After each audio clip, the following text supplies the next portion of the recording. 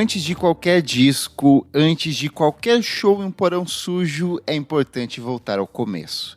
Os irmãos Tim e Mike Kinsella cresceram nos subúrbios de Chicago em uma família comum, mas curiosamente musical. Ainda adolescentes, foram cercados por discos de punk e hardcore, amigos skatistas e o espírito do faça você mesmo que marcava a juventude americana nos anos 80 e 90. Mike, o mais novo, logo encontrou na bateria uma forma de expressão. Tim, mais velho, se jogava nas letras caóticas, melodias tortas e experimentações vocais. Era o começo de algo intenso e inquieto. Era o início do Cap'n Jazz. Nick Silva, você que é o nosso embaixador do movimento emo no podcast. Eu sei que você gosta de American Football, é uma das bandas da sua vida. Você já gravou uma edição do Clássicos VFSM sobre ele, mas eu quero saber sobre o Cap'n Jazz. Como que você descobriu essa banda? Como que foi o seu primeiro contato com eles? Bom, eu descobri essa banda fazendo o caminho contrário do American Football, né? A partir do American Football, eu fui entendendo ali o que era esse Midwest emo e tudo mais. E aí fui indo pra trás, vendo as outras bandas, né? Que os integrantes já tinham, até porque eles têm um monte. E aí cheguei no Cap'n Jazz e é uma coisa bem impressionante, assim, né? Acho que marcou ali todo o que foi o emo. Não exatamente a partir dali, mas acho que é um ponto de divisão, assim. É um elo, né, entre as fases ali do emo. A gente pode se aprofundar mais nisso, mas foi isso, assim. Foi o primeiro contato de entender que coisas que eu gostava no American Football já estavam presentes ali. Tinham elementinhos ali, principalmente, tipo, essa guitarra mais angular, mais twinkle, assim. E, enfim, essa angústia juvenil que é muito presente no American Football também. Então, o Cap'n Jazz já mostrava um pouco desse caminho, mas ao mesmo tempo era muito, sei lá, nesse caminho do hardcore mesmo, de ser uma coisa mais gritada, mais berrada, mais intensa, né? O American Football é mais sossegado nesse caso. E você? Como que você chegou nessa banda? Cara, eu nunca embarquei no emo assim, eu já pulei direto pro indie quando eu tava na adolescência, então eu tenho essa falta aí na minha adolescência, mas eu conheci o Cap'n Jazz como muitas das bandas que eu conheci quando eu tinha 15, 16 anos, que foi pelo Orkut. Eu lembro que você tinha as comunidades do Orkut, ali tinha a capinha, né? E daí tinha as comunidades similares, assim, do lado. E aí eu fui indo, ali eu conheci Mineral, conheci Braids, conheci o Sunny Day Real Estate, que não é necessariamente São emo. os clássicos do emo. E aí eu cheguei a capinha da comunidade do Orkut do Cap'n Jazz era justamente a capa do Analphabet Apologity. E aí eu falei, cara, que nome legal, que capa legal, e aí eu fui ouvir, eu lembro que eu baixei no Emule, e aí assim, ele demorou um pouco pra baixar, afinal são 34 canções, então eu acho que eu deixei assim, da noite pro dia ali baixando, e cara, quando eu ouvi, eu adorei, porque tinha essa coisa da agressividade, da voz berrada ali, da urgência, que é muito característica, mas tinha essa sonoridade profundamente melódica, essa letra pegajosa, assim. Tinha uma outra banda da época que eu ouvia muito, que era o Dismemberment Plan, e aí eu meio que criei essas associações e curti demais. É um disco, assim, que ouvi muito na adolescência, muito mesmo. E aí você tem aquele baque de descobrir que, pô, essa banda já não existe mais, e tem todo um lance de várias bandas que já não existiam mais. Agora eles estão aí, vão fazer show no Brasil. Mas é uma banda que eu tenho um carinho, assim, muito grande. Gosto muito mais deles do que American Football, por exemplo. Eu nunca fui... A escolinha do American Football fui muito tempo depois. E não que não me pegou, mas não me marcou tanto quanto a obra do Cap'n Jazz, assim, de maneira geral. Eu fui ver no Last FM, né? Que dá pra você ver o tanto de vezes que você ouviu e que seus amigos ouviram. Sim. Tipo, eu sei lá, tenho tipo 200, 300 reproduções. Você tem tipo 1000 e caralhada, assim. Eu falei, eu ouvi muito esse disco. Eu lembro na época da faculdade, assim, eu ouvia pra caralho, assim, logo que eu saí. Eu lembro na época do cursinho, eu ouvia. Sei lá, eu curti muito esse disco, assim. Até hoje ele é meio inexplicável pra mim. Bom, mas só um aviso antes da gente seguir aqui com o programa. O Clássicos VFSM a gente normalmente trata apenas sobre trabalhos de estúdio, mas como o repertório do Cap'n Jazz é uma coisa tão enxuta e específica, a gente achou melhor falar de toda a obra da banda, até porque eles têm o que pra mim é uma das compilações, assim, uma das antologias mais legais da história do rock alternativo, assim. É um trabalho muito consistente, a banda nunca mais lançou nada, até torço pra que nunca lance, tenho medo quando essas bandas retornam assim. Então a gente vai falar hoje sobre o Analphabet Polythology, que é a coletânea ali que reúne todas essas ideias do Cap'n Jazz.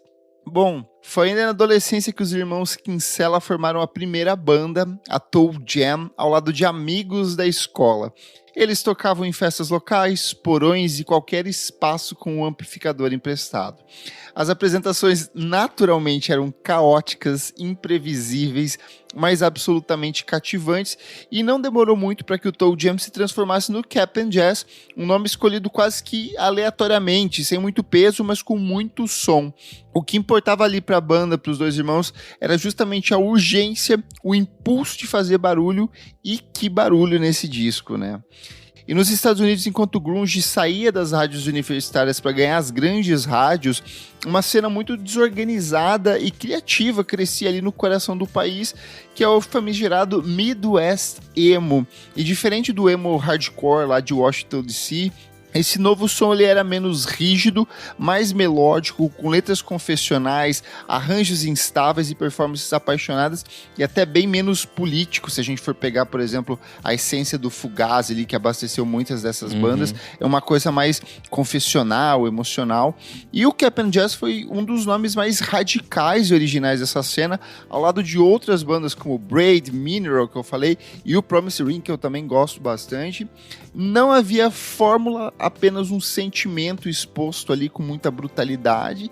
E aí eu abro para você, Nick, se você quer falar um pouco mais sobre o que foi o movimento Midwest Emo, que todo mundo fala, mas às vezes as pessoas não sabem com clareza exatamente o que foi o Midwest Emo. Foi o movimento, não foi? Foram artistas que surgiram na mesma época? O que rolou ali?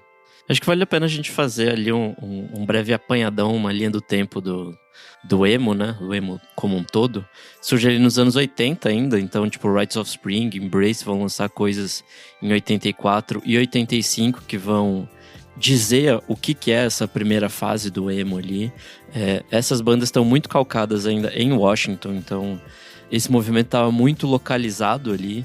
E aí tem coisas bem legais também, tipo Beefeater, Dog Nest, são coisas bem interessantes dessa primeira perna do emo ali, que vai se reinventar nos anos 90, quando começa a sair de Washington, então começa esse êxodo e vai indo pro meio dos Estados Unidos, né, tipo exatamente para esse Midwest aí. E é engraçado porque ele começa a ter um teor menos sério.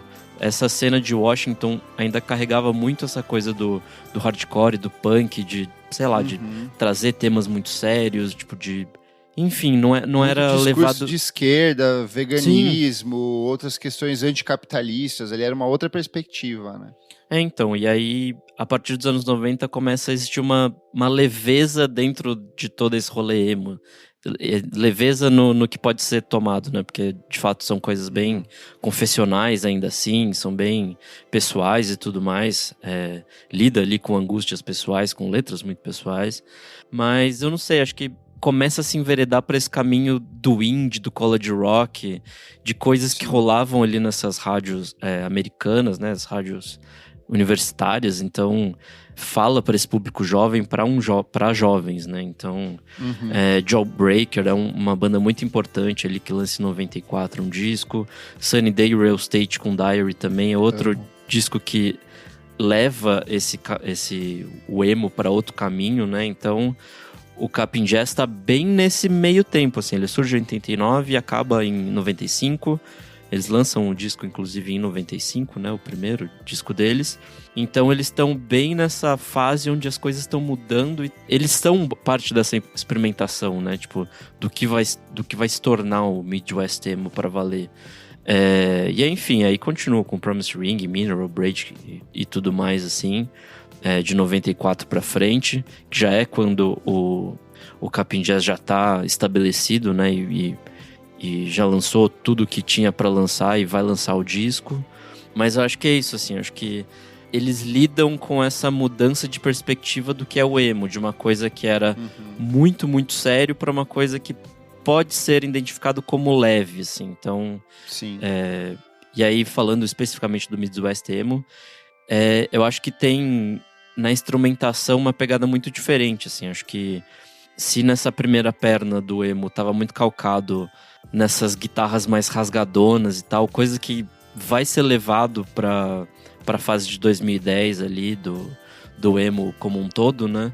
O Midwest Emo tá mais ligado numa leveza instrumental também, de um dedilhado mais rápido, uma coisa mais angular, flirts ali com o math rock, que vai estabelecer mais com o American Football e tudo mais, os tempos mais quebrados e tudo mais. Então acho que existe uma proposta não só estética no sentido de letras, mas também no sentido de, enfim, uma roupagem nova musical para tratar desses temas com mais leveza também. Então acho que todo esse caldeirão forma ali o Midwest Emo.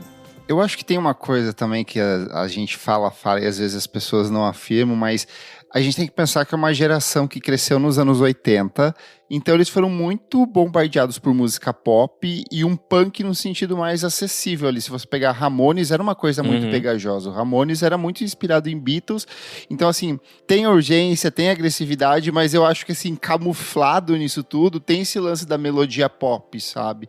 Eu acho que não chega a ser tão comercial a ponto de ser tipo um Green Day da vida, que daí vai cair ali no pop punk mesmo, que vai ter uma outra perspectiva, mas eu acho que é uma galera que tinha essa tensão criativa de experimentar, mas que no fundo foi abastecida por uma educação pop, assim, no fim das contas. Eu acho que isso se transfere, principalmente nas canções desse disco, assim, é muito melódico, muito pegajoso, é um refrão chiclete ali, por mais destruidor, devastador que sejam os versos, assim, é uma música de corno grudadinha ali, feita pra grudar na cabeça, sabe? No fim das contas, por mais que eles tentem desviar disso, eu acho que tem muito disso, assim. Promise Ring é uma que também é muito pegajosa, é muito catchy, assim, sabe? É o sertanejo anos 70 deles, assim, de música de corno e tudo mais, é muito bom. E você tinha falado do grunge, acho que é legal essa comparação, porque ambos estavam lidando com essa angústia. Acho que o grunge chega até a ser mais político, né? Mas, sei lá, se for pegar essa coisa mais... Eu não acho que grunge é político, eu acho que o grunge é totalmente niilista e depressivo, assim. Eu acho que aqui ele segue por outro caminho, assim.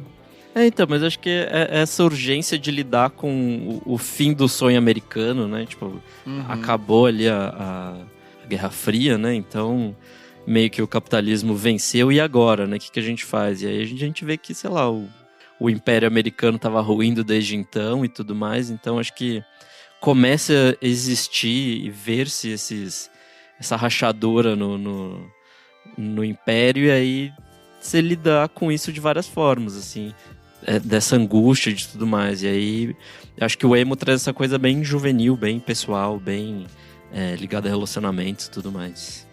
Boa. E os primeiros registros do Cap'n Jazz foram lançados de forma totalmente caseira, por selos independentíssimos, assim, como o Man with a Gun Records. Cassetes, splits, EPs, tudo parecia mais uma colagem do que necessariamente um plano de carreira. Mas em 1993 eles lançam um EP com um nome quilométrico, que é uma das características da banda, assim, essa coisa do humor, de dar os nomes gigantescos, que se chama Sometimes If You Stand Further Away From Something, You Does Not Seem As Big. Sometimes you can stand so close to something, you cannot tell what you're looking at. E aí já traz essa coisa da ironia da banda ali, mas mesmo nessas pequenas gravações era visível algo muito especial naquela mistura de caos e poesia da banda. What does every USAA member have in common? Family. We're one big family who supports the military community and their eligible families. And if you, your parent, or spouse served, you could join our family and save big on auto insurance. Visit USAA.com/join today to check your eligibility. Membership eligibility and product restrictions apply and are subject to change. USAA means United Services Automobile Association and its affiliates, San Antonio, Texas. E aí veio o que é o único álbum, de fato, do Cap'n Jazz, lançado em 1995, também com um título impossível de memorizar, Burritos Inspiration Point, Fork Balloon Sport, Cards in the Spokes, Automatic Biographies, Kites, Kung Fu, Trophies, Banana Peel, With Slide On, and Eggshells with Type 2 Over. Então, assim, um nome gigantesco. E por conta desse título absurdo, que era praticamente uma piada interna da banda, muitas pessoas passaram a se referir ao álbum como Shmap Shmass, que é uma corruptela humorística do nome da banda, né, do Cap'n Jazz, Shmap Shmass, e que vinha com um texto impresso na própria embalagem interna do CD da banda. Então as pessoas vinham essa piada da banda com o próprio nome e eles associaram isso como se fosse o nome do disco no fim das contas, né? Então, pra você não falar esse nome gigantesco, é Shmip Shmaps e tá bom, tá valendo já. Vale dizer que, né, eles estavam saindo da adolescência ali, então tudo ainda tinha muito um teor de brincadeira e tal. Realmente, o que o Kleber falou ali é bem real, assim, acho que eles não tinham pretensão alguma de ser uma banda e de ser uma banda assim, mas não de ter uma carreira musical e tudo mais. Acho que tudo nesse início aí surge muito como uma piada mesmo, como, tipo, diversão, assim, tipo, não tem nada pra fazer aqui na minha cidade, eu vou formar uma banda com os brother e vou tocar, né, então...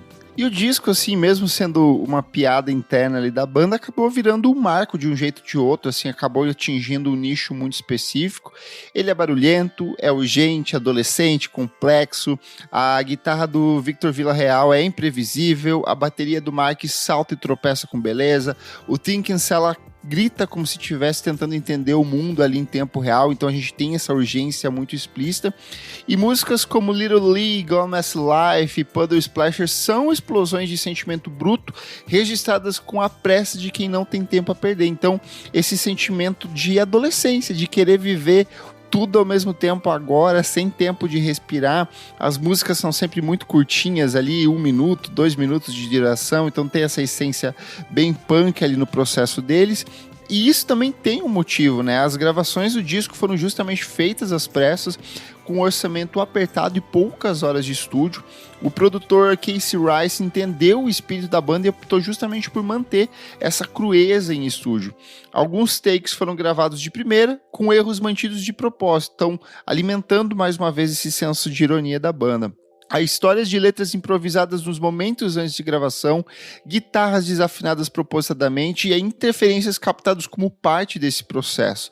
Tudo fazia parte do ideal, do registro fiel daquele momento, assim, daquela energia ali da banda, né?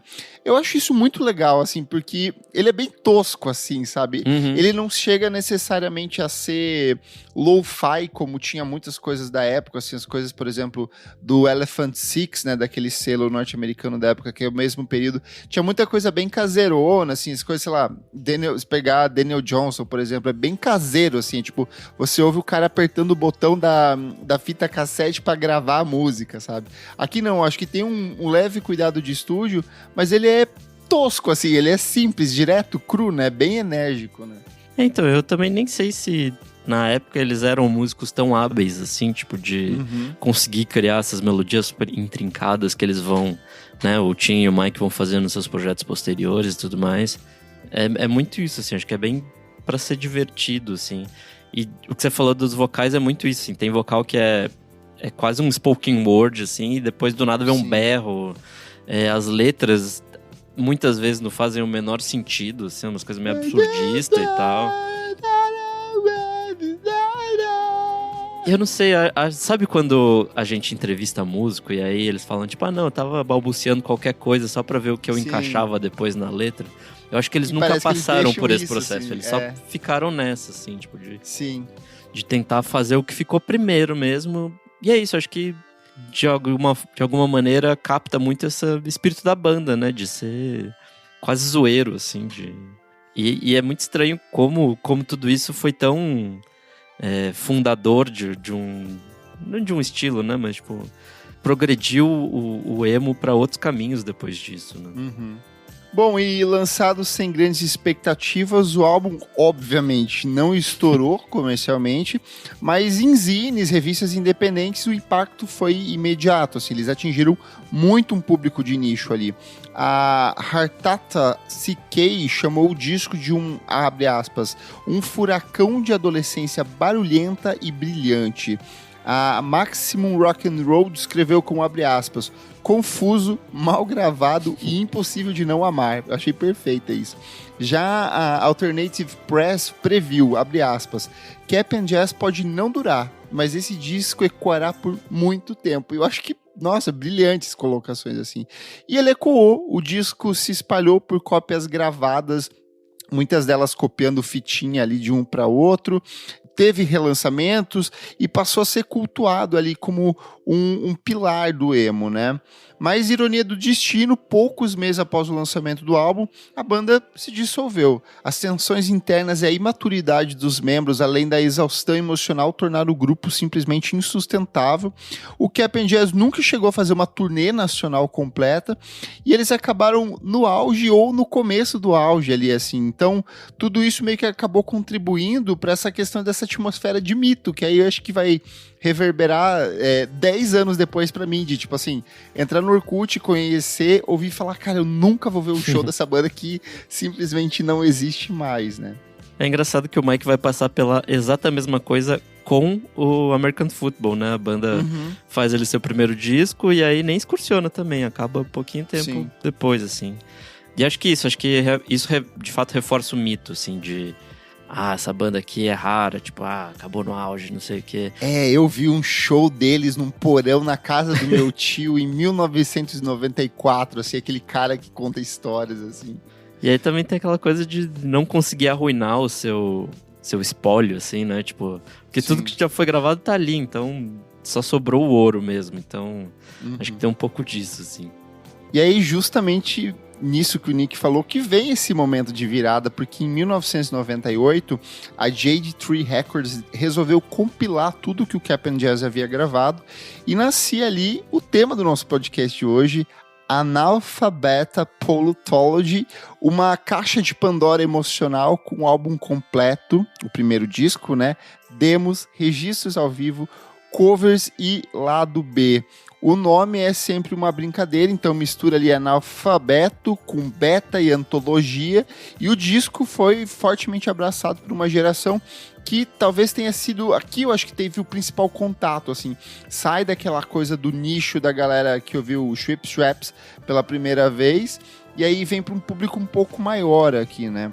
São 34 faixas divididas assim, as 12 faixas originais do álbum de 1995, vários registros ao vivo nunca lançados, demos como OD I Love You in the Clear, splits com bandas como Friction e Castor, e covers inusitados, eu acho maravilhoso, que é o Take On Me, do A-ha, e cada faixa traz um retrato desse espírito da banda, que é justamente irreverente, espontâneo, imperfeito, experimental, improvisativo, assim.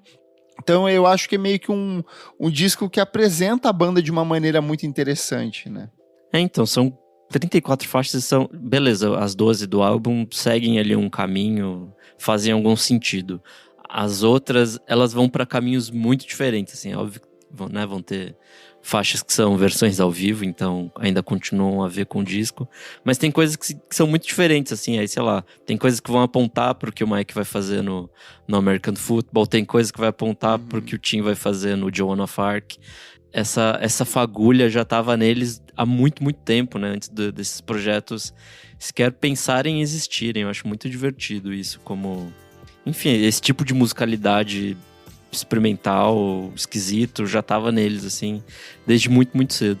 Bom, o Cap and Jazz durou muito pouco, mas influenciou muita gente. O Tim seguiu com o Joan of Arc, como o Nick falou, além de integrar o Ous, que conta com praticamente os mesmos integrantes do Cap'n Jazz, assim, quase um Cap'n Jazz 2 ali. O Mike, como a gente já falou, fundou o American Football. O Dave Van Bollen é um dos fundadores do The Promised Ring, e essa estética emocional, os vocais imperfeitos, as letras enigmáticas e os arranjos tortos influenciaram toda uma geração. A coletânea Analphabet Apollontology virou uma leitura meio que obrigatória para quem justamente queria entender o emo e o indie dos anos 2000. Tem alguma canção aí que você gosta bastante, Nick, dentro desse extenso material? Puta, acho que Little League é meio inescapável, assim, tipo, uma das faixas mais interessantes. O Puddle Splashers também, que é, tipo, sei lá, ficar pulando nas poças de lama e tal. Eu adoro a Basil's Kite, assim, eu acho muito chiclete, eu adoro ela demais. A Planet também é muito boa. O cover de Take On Me é uma coisa meio que te fala... Sim. Que é sério que eu tô ouvindo isso? E é nessa versão meio rasgadona, meio esquisita. Sim. Bem tosco. Tem Bluegrass também, que é uma boa, acho que já muito aponta boa pra coisas que eles os vão... trabalhos posteriores, né? assim, de cada um nos seus solos, assim. Mas você estava falando de legado, eu acho que, tipo, esse legado pulou uma geração, assim, porque a gente vai ter ali a segunda onda do emo, né, que eles fazem parte, aí a terceira vem com, enfim, aquela grande explosão midiática do emo, né, e aí eu sinto que essas bandas não bebem tanto dessa fonte. Mas aí as bandas que vêm depois, tipo World's a Beautiful Place, Sim, aí bebe total Into It, Over It, tipo, todas essas que vêm ali em 2010, bebem muito, muito, muito de Cap'n Jazz, assim, Cap'n Jazz, o American Football e tudo mais. Eu acho que ali nos anos 2000, só a banda We Are Scientists que bebeu deles pra batizar o nome da banda, assim. Aí, porque musicalmente não remetia a nada, né? Mas vem dali a origem da banda, né? É que nos anos 2000 a gente tava naquela coisa bem My Chemical Romance, essa coisa do emo como coisa mais pop, MTV, assim. E não tinha nada a ver com isso que eles propunham aqui. Acho que é mais um desdobramento do pop punk, inclusive Green Day... com American Idiot é um grande... vai pra bem esse caminho. Pra esse caminho, assim, então... Eu acho eles muito específicos, assim. Pra mim, o fato disso ser uma antologia parece que ele cria meio que uma estufinha, uma coisa muito específica ali, parece que se resolve nisso. De novo, volto muito com medo de que um dia eles gravem outras coisas, espero que não, porque eu acho diferente que ele preservou... do American Football, acho que não, amigo, acho que ficou ano passado. O American Football tinha uma coisa mais amadurecida ali, tinha um pensamento artístico diferente, é uma coisa que não foi pra frente... Não sei, muito mais uma questão talvez até comercial do que outra coisa, e aqui não sei, aqui é uma coisa muito que é um registro do espírito do tempo, é quase uma fotografia sonora da banda na época, sabe? Então, e mesmo no caso do American Football, quando eles voltam pro segundo disco, eles ainda parecem tentar recriar o que foi o primeiro, essa mágica, e o segundo disco não funciona, assim, tipo, não é um bom disco. O terceiro, quando eles, né, se veem mais velhos eu gosto mais do terceiro. E tentam fazer algo condizente à idade nova deles, acho que aí vai pra frente, sabe? Então, acho que é isso, o Cap'n Jazz sofreria da mesma coisa, assim, tipo, não seria um disco adolescente, né? Porque eles já não são adolescentes há muito tempo. E não sei, fazer coisas desse estilo hoje em dia, eu não sei se funcionaria. Acho que funciona muito mais como esse revisitar o passado mesmo, assim. Uhum. Mas apesar desse aspecto mitológico todo, aí em 2010 a banda voltou aos palcos, e aí eles voltaram depois de novo em 2017 e fizeram mais uma rodada de shows, passando por festivais como Riot Fest, Fife, e entre 2022 e 2023 eles celebraram os 25 anos da coletânea com mais algumas datas especiais, e o público era bem diverso, tinha fãs velhos daquela época, músicos influenciados, jovens que descobriram a banda pela reedição em vinil, e o Cap'n Jazz se tornou algo meio que raro, assim, que é uma banda que cresceu no fim e não no começo, né? Sim. Uma fagulha meio que desse incêndio que foi apagada bruscamente. E eu acho que é bem isso, né? Uma banda que começou com uma brincadeira de adolescentes ali no subúrbio de Chicago, terminou com uma das maiores influências para uma geração inteira. E o Cap'n Jazz pode até ter durado muito pouco, mas foi muito. E o Analphabet Apollontology é mais do que uma coletânea, meio que esse testemunho de um tempo, assim. Uma cena de uma forma urgente de existir em som, assim, e Estou ansioso para vê-los nos palcos. Eu ainda não vi nenhum registro em vídeo dessa turnê deles, assim, Também não. Quero ver, vou deixar para ver ao vivo. Mas expectativas criadas para esse show que eles vão fazer em São Paulo. É um disco que eu gosto muito e quero ver como que vai funcionar nos palcos. Que a gente viu o American Football e foi excelente. Sim. Mas vamos ver como que vai ser isso, né? Eu talvez esteja tão ansioso pra ver esse show quanto eu estava com o American Football, assim, porque foi muito bom o que eu vi, assim, tipo, ver aquilo que eu ouvia quando eu era, tipo, adolescente, ali, começo de vida adulta, se realizar na minha frente em show foi, tipo, muito mágico e acho que ver também o Cap'n Jazz vai ser uma coisa maluca, assim, de, sei lá, pular e ir pra mosh e fazer tudo mais, porque esse é um show que vale, assim. Calma, jovem, calma, se segura. Já vou preparar meus Dorflex pro dia seguinte, é isso aí. O Clássicos VFSM é um projeto paralelo do podcast Vamos Falar Sobre Música. Apoie a gente em apoia.se/podcast VFSM. Por apenas R$5 por mês você tem acesso a esse e outros programas lançados com muita antecedência. Eu sou o @KleberFak em todas as redes sociais e você também pode acompanhar o meu site, musicainstantanea.com.br. Eu sou @Nick Silva nas redes sociais, você lê meus textos lá no Monkey Bus. Não esquece de seguir a gente nas nossas redes sociais, @podcast VFSM em tudo, curta e compartilhe na sua plataforma de streaming favorita e até a próxima edição. Tchau, tchau. Tchau.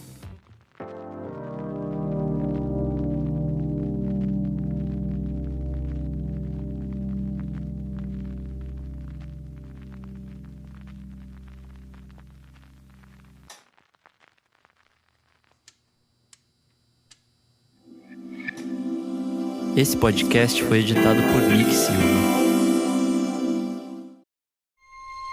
This episode is brought to you by FX's Alien Earth, the official podcast. Each week, host Adam Rogers is joined by guests, including the show's creator, cast, and crew, in this exclusive companion podcast. They will explore story elements, deep dive into character motivations, and offer an episode-by-episode behind-the-scenes breakdown of each terrifying chapter in this new series. Search FX's Alien Earth wherever you listen to podcasts.